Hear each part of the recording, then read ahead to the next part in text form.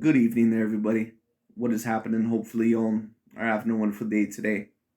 So, when it comes down to it, of course, I thought that I would give my fight review of the great fight that I just ended up watching between these two great warriors and these two great women fighters, two of the greatest women fighters of all time, in my opinion, at least from what I have seen, and two certainly of the most talented, top notch women of today.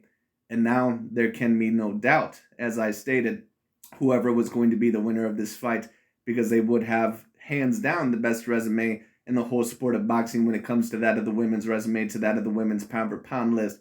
There can be no doubt about it anymore that Katie Taylor, who of course was the victor of this fight by that a split decision, that she is now hands down, unarguably, and undisputably, in my opinion, the number one women's pound for pound fighter. Now, Katie Taylor, of course, I actually did pick against her in this fight. I picked Amanda Serrano by decision, but I said also in my fight review video that I would have not been shocked if Katie Taylor would have won this fight. I was going to be very interested to see how Amanda Serrano, because of her lack of defense in certain fights before, and also because she's so used to usually just brawling with these girls that usually all know can't handle her power and have nowhere near the talent and the experience of that of a Katie Taylor. I was also wondering if the power and the speed and the movement and the experience of that of a Katie Taylor, if that all in all was going to get to an Amanda Serrano. And I believe that the movement, I believe that the foot speed, I believe all in all that the high guard, even though Katie certainly could have had a much better defense in this fight all in all than what she should have. There was one round, I believe, in the fifth round to where she was very, very, very close to getting knocked out. So let me give Katie Taylor a lot of credit overall for showing her goal, for showing her chin. And Katie Taylor, of course, she did end up winning a split decision. I believe the scorecards, one of the scorecards was 96-94 Amanda Serrano. One of the scorecards, I believe, was 97-93 for Katie Taylor, which, of course, is 7 rounds to 3. And another one, I believe, was 96-93 for that of Katie Taylor. I am very interested to see how that scorecard worked out, because basically what that would mean is that I think one of the judges then would have had to give Katie Taylor a 10-8 round, or maybe I'm wrong about that, but I'm not quite so sure. Anyways, before I really go into my fight analyzation and break down overall why I believe things happened the way that they happened, and I'm not completely surprised about this because, like I said, it was a little bit hard for me to really tell how serious and how good Amanda Serrano really was going into this fight, because I really could not find any of her recent fights. It was very, very difficult to find her most recent fights. Now, of course, a lot of people, including myself, just based off of what they knew, just based off of the somewhat little information that I knew, I did predict Amanda Serrano overall to win this fight by decision. I thought maybe that the power overall of Amanda Serrano, I thought that the pressure, I maybe thought all in all that, her being somewhat of the same size as well, and also the talent level, that maybe it would get to Katie Taylor a little bit. But like I said, this was really one of those true 50-50 fights. You really could not, go wrong with picking either or. So if you pick Katie Taylor in this fight to win, if you picked Amanda Serrano in this fight to win, I'm not really going to get after you, because I'm not really a person that, berates a person because they pick a decision that, in my opinion, is somewhat logical, as long as they have somewhat of a logical reasoning. But am I surprised that Katie Taylor won this fight? I'm not surprised at all. Let me also state this, and if you're a person that's older to my channel, newer to my channel, or if you're brand new, and if you're just watching this video, you may say on the no, you may not know me, but I'm a very decently logical and objective, blunt and truthful person. And I know that there's going to be a lot of people that are going to claim that this fight was a robbery. And do I believe that this fight was a robbery? Do I believe that this fight ended up going to the wrong fighter? No, I don't. Not only do I believe that the fight did not end up going to the wrong fighter, I really don't even understand how Amanda Serrano got a split decision. I really did not even have this fight relatively close. I think I had Katie Taylor winning in fact, to be quite honest with you, the only scorecard that I really ever thought was truly accurate in this fight was the 97-93 scorecard. Because I personally scored this fight, and some people, now maybe I'll have to rewatch the fight, because sometimes the first time you score a fight, you score it completely differently than what you would the second or third time go around. I scored this fight 8 rounds to 2 for Katie Taylor. And a certain amount of you may wonder, well, how could you score like that? Very easily. Because every single round that I seen, yes, Amanda Serrano was pressuring her. Sometimes she would land some decent shots. But when we talk about the clear, impactful punches that would clearly land, Katie Taylor, in my opinion, was landing power punches and outlanding her pretty much 3-1 in almost every single round. The first round, I thought that she clearly got. The second round, I thought that she clearly won. The third round, I thought that Amanda did somewhat decent in the beginning, but I gave Katie Taylor the end of the round because I thought that she was more active and I thought that she landed the more punches as well. I have no idea how the punch stats said that Amanda Serrano landed almost 20 more punches than Katie Taylor. I really have no idea. Maybe it was because of that one great fifth round that she had where she pretty much whooped Katie Taylor's ass in that fifth round. But other than that round, I really don't know how Amanda Serrano landed 20 more punches than that of Katie Taylor. Because in almost every single round, in my view, Katie Taylor was pretty much outlanding her very, very clearly. Yes, Katie Taylor was on the back foot. But if you're going to be one of those people that basically say, well, Amanda Serrano should have won the fight because she was the pressure fighter, she was doing this, doing that. Yes, but that doesn't 100% of the time just win you fights. Now, it depends on the fight. If you're talking about a Guillermo Rigondeaux versus John Riel Casimero, where Guillermo Rigondeaux was throwing 2 punches per round, then yes, that's something to where it can work against you a little bit. Or if you're talking about, maybe, Vasily Lomachenko versus Teofimo Lopez, where Vasily Lomachenko, he didn't throw a whole lot on the back foot, and he was moving around without throwing a lot in the first half of that fight. That's a fight where that's a fight where you can make your point in case.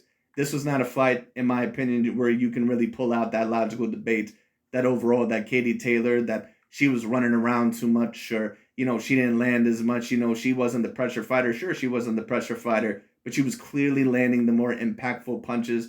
I really don't even think that there's a debate about that. Besides that excellent fifth round that Amanda Serrano had, Katie Taylor, in my view, almost clearly outboxed Amanda Serrano in almost every other round. But I would have to really take a look at it. Once again, I'm going to have to rewatch the fight. But am I surprised that this happened? I'm not surprised that this happened. As I said, both women boxers, they do have a little bit of a problem with that of defense, especially that of Amanda Serrano. Amanda Serrano is so used to bullying so many of these women fighters that cannot compete not only with their talent level, but also with their power. And that's why I said, is it possible that Katie Taylor was going to go into this fight and maybe with her foot speed, maybe with her hand speed, and also with her level of power? Now, keep in mind, Katie Taylor is not an A-grade puncher in my view. But I said that is it possible that maybe Katie Taylor, at least from what I've seen of her, where her punching power maybe surprised Serrano a little bit and at least do enough to keep her off of her. And it did, especially in those final 4 rounds. Katie Taylor might have pulled out every single one of those final 4 rounds, to be quite honest with you. So it just is what it is. And in my view, she already took the first 3 rounds. So that's already 7 rounds, in my opinion, that Katie Taylor got right there. So at the end of the day, Katie Taylor, in my view, she was just doing more. She was more active. The foot speed, the hand speed, and also a little bit of the punching power and the experience, I think, got to Amanda Serrano. And let me also state this. Some of the statements and also some of the looks that I see in Amanda Serrano on her face, I think that this fight maybe was a little bit too big of a moment for her. And I know a certain amount of people may disagree with that, but it just is what it is. But Katie Taylor, she did basically what I said she was going to have to do.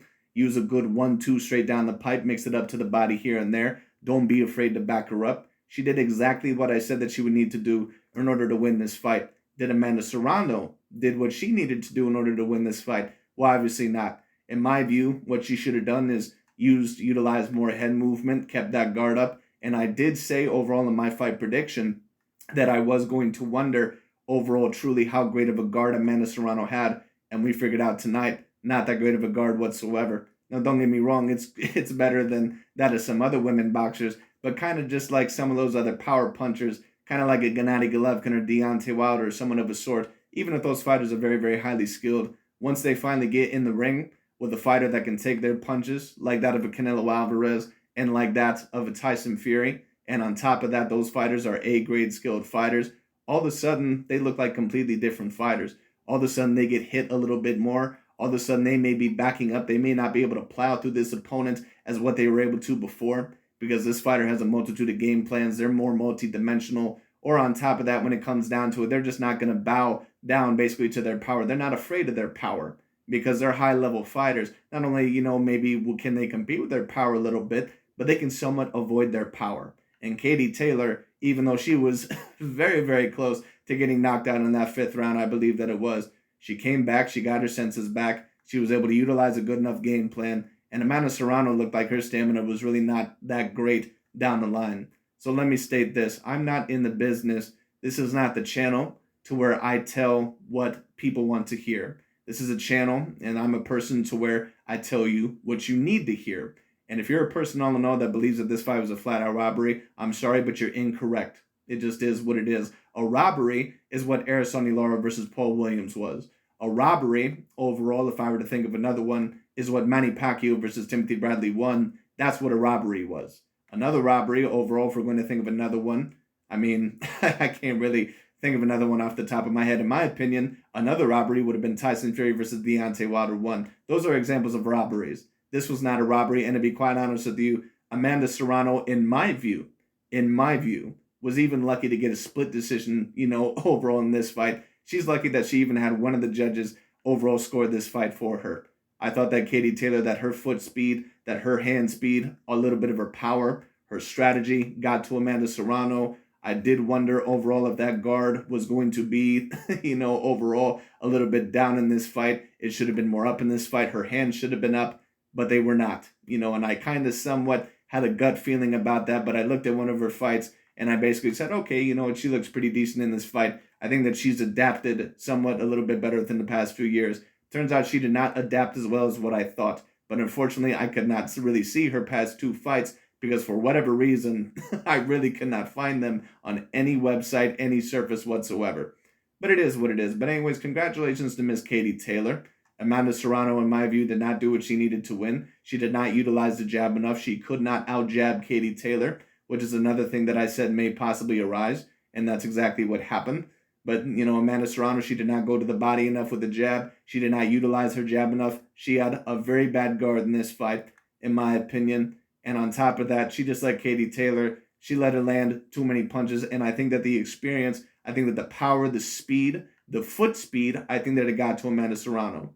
And I think that Katie Taylor very clearly won this fight. I'll have to rewatch it, but in my opinion, this fight was at least 7 rounds to 3 at least. At the least. So it is what it is. But anyways, congratulations to Mrs. Katie Taylor.